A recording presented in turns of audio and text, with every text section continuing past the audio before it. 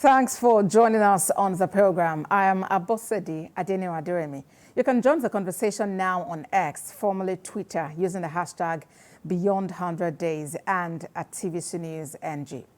Let's talk about COP28. The climate summit is still holding in the United Arab Emirates, Dubai, with thousands of leaders and climate change advocates in attendance. Nigeria's Minister of State for the Environment, Iziaq Salako, has said there is no greater challenge confronting the global community today than that of climate change. He stated this at the ongoing 28th meeting of the Conference of the Parties to the United Nations Climate Change Conference. Mr. Salako said nowhere will the effects of climate change be felt so profoundly as in our ocean, adding, quote, "Oceans provide livelihoods for millions of people. Yet the livelihoods, human habitats and diets that are only supported by healthy oceans are increasingly jeopardized as our climate changes," end quote. Today, we are facing a planetary emergency, and our response needs to be commensurate with the scale and urgency of this emergency. With that, according to the Minister of State for the Environment. Joining us on the program now is the Honorable Minister of State for Environment in Nigeria, Dr. Iziaq Salako. Thank you very much for joining us on the program. Well, let's begin the conversation with Nigeria's delegates to COP28. You'll agree it's generated a lot of controversies online, but the federal government has clarified 422 people were funded. Do we actually need that much to discuss climate change? Well, I believe we do. If you look at the thematic areas, I think that if I count the thematic areas that will be negotiated and discussed cannot be less than 20. Today is the Energy Day. And when you look at energy, there are other sub-areas of energy that need to be negotiated, discussed. And most of the time, each party, each government that is attending appoints negotiators to sit down with other countries, other parties participating in the conference to negotiate, to discuss, so that at the end of the day, when a decision is reached, Nigeria can say with confidence that we are part of the negotiation, we are part of the discussion, and then we have an obligation to ensure that we play our part. So if you look at it within that framework, you will agree with me that 400 plus is not a bad number for a country of 200 million people and the largest economy in Africa. So I believe that within the requirements of the COP28 and the need for Nigeria to be hard, to be effective, and to have its presence felt, that number is reasonable. And perhaps one of the reasons, people are raising these concerns is that Nigeria as a country accounts for just about 0.319% of global carbon emissions. And there are questions as to the guarantee that there will actually be meaningful climate action after this conference. Well, that's a question that all of us must continue to ask. However, if we are going to rely on Nigeria, because Nigeria is just contributing very little, very negligible to the climate emission, then we'll get sit back and not take action. We can see that Nigeria is also very vulnerable, perhaps one of the most, in fact, as a matter of fact, one of the 10 most vulnerable countries in the world to the effect of climate change. Yes, we are contributing so little, but the effect that we are feeling is not little, it's huge. Therefore, the issue of climate change must be a priority, must occupy center stage in our discussions. We cannot sit back and say because we are contributing so little, we will not be hard, be active, be on the front line to ensure that those effects of climate change are addressed. Of course, it is there by making our voices heard, by being present, that we can have some assurances that some of those commitments, some of those statements that are being made will be translated into action. And President Tinubu had high expectations that this summit would actually provide an opportunity for Nigeria's voice to be heard and for meaningful change to happen. Bring us up to speed with deals that Nigeria has signed now with regard to climate action. Well, I will just be able to tell you some of them. I think that by the time we come back and every agency, every negotiator, every ministry that is participating in the COP comes with their report, we'll be able to give you a comprehensive list. For now, it's maybe impossible for me.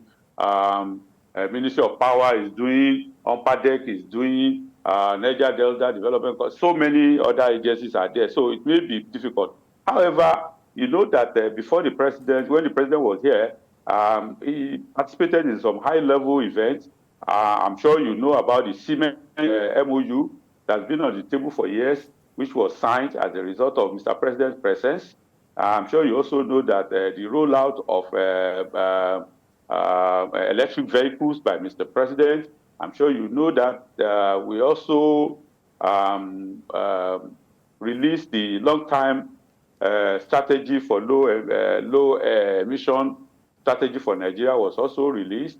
I'm sure you know that the president met with other presidents in the world, the president of UAE, the prime minister of Netherlands, prime minister of Germany. The president participated in tripling sustainable energy and doubling energy efficiency. So, and so on and so forth. At the Ministry of Environment level, we have participated in also series of events and multilateral and bilateral meetings in that respect. For example, we participated in the events that address the issue of migration and climate change and how that is a security issue.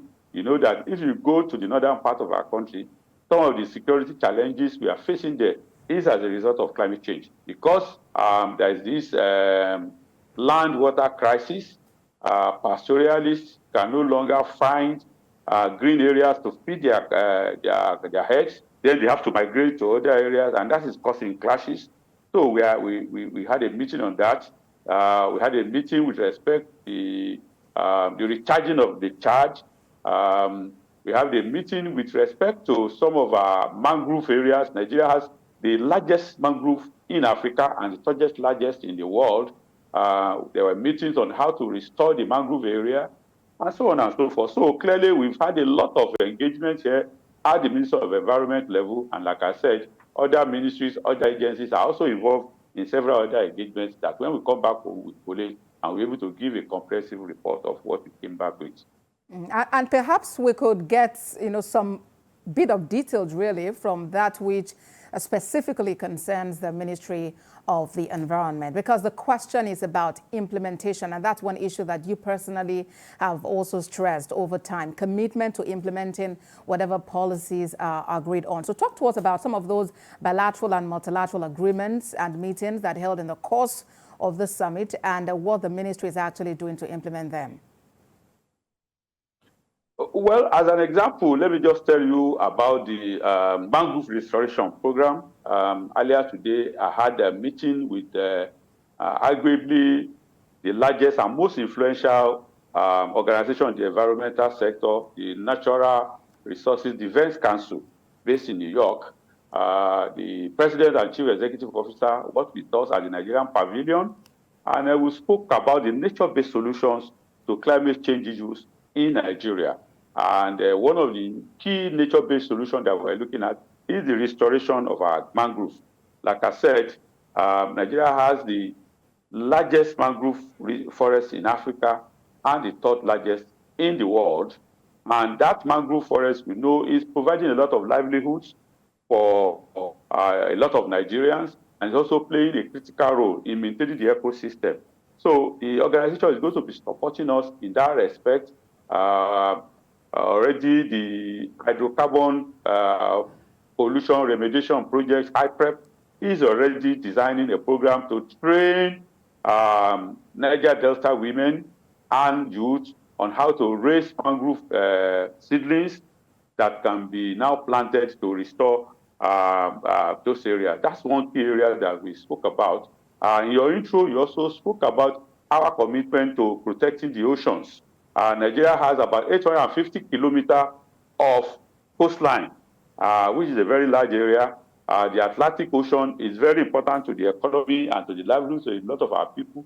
So in the course of our engagement here, we also spoke about the protection of the health of the high oceans, or the high seas, and we participated in the high ambition for high seas, in which case we're going to be also getting support to ensure that Nigeria ratify the Beyond Biodiversity Beyond National Jurisdictions Treaty, so that that treaty can come into force and Nigeria can enjoy from the benefit of such a treaty. Those are some of the events and take home that we will be bringing back to Nigeria at the end of COP28. Well, Nigerians actually look forward to that. But then let's talk about, the thing about climate science. We know that already on one hand, there are some questions as to the believability of this. If science has actually proven that, climate change does exist and the way and extent to which it affects human life. And looking at it from the angle that Nigeria as a country today relies on gas and oil. But here we are with the UN chief talking about phasing out, not even phasing down, phasing out fossil fuels. Where does Nigeria stand? Are we actually also in that committee talking about phasing out fossil fuels? Well, clearly, I think that Nigeria first cannot be left behind in the movement to address the issue of climate change. And I think it's a proven fact. There is nobody who is scientific in his analysis and interpretation of what is happening that will say there's nothing called climate change. It is obvious that the climate has changed. When we used to know rainfall, we now see drought. The rainfall patterns are now very unpredictable. And when the rain comes, sometimes it is very heavy. We're now experiencing more flooding. We're experiencing extreme weather conditions in general. So it is clear that climate change is here with us, and we cannot deny that. Now, with respect to phasing out or phasing down fossil fuel and gas, the truth of the matter is that Nigeria is committed. We have our national determined contributions, and we're committed to going net zero by 2060. Nigeria will continue to move in that direction. We also have our energy transition plan, which is a plan to gradually transit Nigeria from full dependence on fossil fuel, on gas, to more renewables. And gradually, I think we'll be moving in that direction. Like I said, Nigeria cannot afford to be an island. In fact, we cannot be an island on our own when the global movement is in direction of renewables.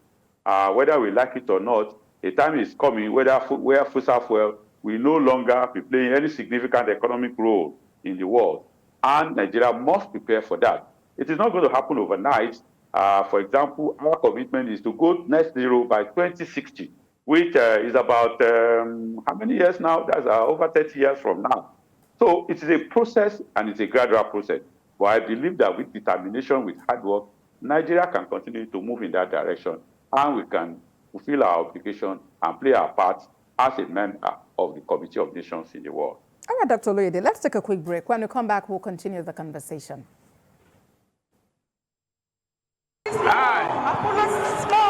Bola Ahmed Tinubu, do solemnly swear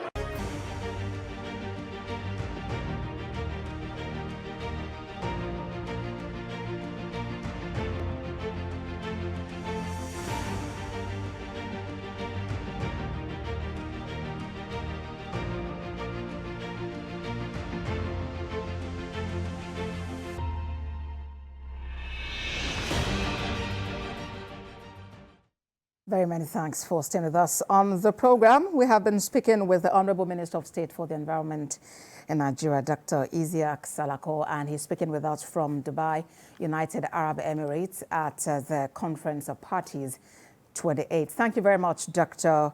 Salako, for being there. Before we went on that break, you were talking about the fact that Nigeria cannot afford to be left behind.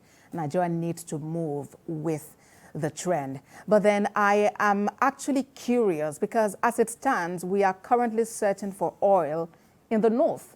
and we are celebrating the wins. You know, each time we find something, we are celebrating. But here we are targeting 37 or so years from now that, you know, there will be a complete phasing out. And we know that as it stands today, oil is like the major source of revenue for us as a nation. How do we strike a balance? Well, just like I said, it is not only Nigeria that is still doing exploration for oil, that is issuing licenses for oil.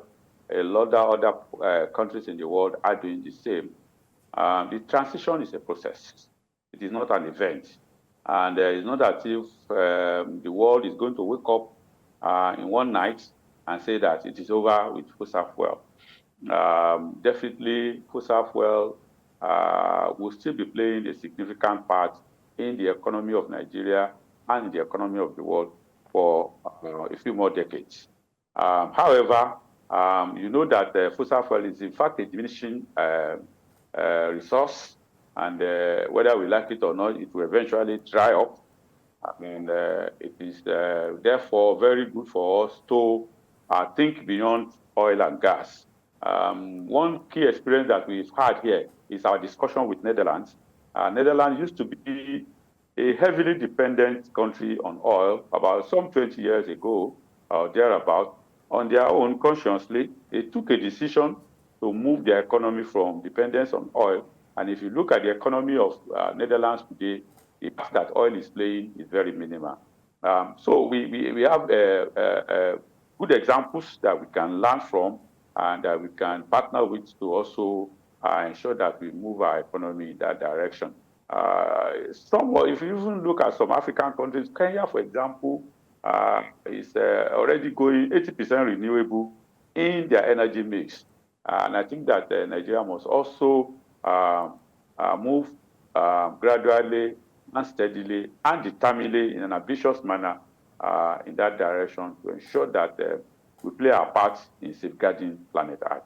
You mentioned earlier that Nigeria is one of the 10 most impacted countries, you know, most impacted by climate change. And I'm curious as to what you think, how you think Nigeria can actually access the Loss and Damage Fund. At the opening ceremony of COP28, about $400 million was pledged by countries to that cause. How does Nigeria take, you know, its share of this, considering, as you have said, it's one of the most impacted? I think that already we are putting together processes and structures to ensure that Nigeria is able to access such adaptation funds like the Loss and Damage Fund. You know that we already have the Climate Change Act, which creates an institution and create a mechanism by which we can access some of these funds. I believe that as soon as the fund becomes fully operational, Nigeria will be able to access it using some of the mechanisms that has already been created. And Nigeria being one of the largest economies in Africa, you will see that there's no way anything will be done in Africa and Nigeria will not be a major player in it. And that's what we're hearing here. Everybody that's come to discuss with Nigeria has always said it, that there's no way we can do something in Africa and Nigeria is not playing a major part in it. So I strongly believe that as soon as that fund becomes accessible, Nigeria will be able to access it to address some of the challenges that we are facing as a result of climate change. It is not Nigeria that said that we are the most vulnerable. This was actually a global organization that said Nigeria is one of the top 10 most vulnerable countries in the world. So, and one of the key things that Nigeria has canvassed in the Loss and Damage Fund is that countries that need it must be able to access it. There should be less bureaucracy, there should be less political control, and there must be transparency. I believe that with all that, we will be able to have our fair access to that fund. Nigeria has a National Council on Climate Change, but we don't seem to hear too much or so much from this council. What is happening with the council, and what really are the roles, you know, of the council in achieving climate resilience? Well, the National Council on Climate Change came into being just about 2 years ago. And it is coming out of the realization that addressing climate change is an intergovernmental, intersectorial, across government, involving private sector initiative. So what you find is that the National Council of Climate Change has government representatives across several ministries and agencies. It has representatives at the subnational level, at the state and local government level. It also has representatives from the private sector, from NGOs, from CSOs. It is just to reflect that need for everybody to be involved. And it is basically a coordinating agency for the Nigerian response to the climate change issue. Of course, the Climate Council is active. Today, the Climate Council is coordinating the participation of Nigeria in this COP28. It was the Climate Council that served as the focal point to register all official delegates of Nigeria, all programs that Nigeria is taking part in. COP28 today is being coordinated and facilitated by the Climate Change Council. So by and large, they've been active. I guess that with time you get to hear more about them. It's a very young organization, but it's also playing a very important role. And I believe that going forward, you get to hear more of the activities of the Nigerian Climate Change Council. Well, one of government's strategies to tackle climate change is the introduction of 100 electric buses, as announced by the presidency. Do we really at this time have the infrastructure for such electric buses? Well, I believe we do. It was when we were going to start GSM, some people were skeptical that GSM, is it we should continue with our zero knots that we were using. But today, GSM is all over the place. The companies, I don't want to mention any, but you know that one company came forward, took the risk, and today that company is enjoying the dividend of that risk. And if you look at the returns of that company today, most of it is coming from Nigeria. And so I am confident, I am assured that it's just a matter of starting, continue to gradually. We're not going to get there overnight, you know. And if you talk about 100 electric buses, that's just a drop in the ocean. We still have a long way to go in terms of mobilizing environmentally friendly forms of transportation into our mix in Nigeria. So I believe that clearly the infrastructure will continue to improve. 100 is just a drop in the ocean, but it is a statement that will continue to make to drive Nigeria in the path that is necessary. All right, then. The Honorable Minister of State for Environment, Dr. Iziaq Salako, thank you very much for joining us on the program. We look forward to when the conference will be over and the team will be back with very concrete resolutions reached from there and how Nigeria plans to key in and to actualize these resolutions for the betterment of the Nigerian people. Thank you very much for joining us on the program. Thank you very much. It's my pleasure to be here, and have a wonderful. Well, that's our program today. We thank you very much for watching. Do watch a repeat broadcast at midnight and at 6 a.m. I am Abosedi Adeniran Aduremi.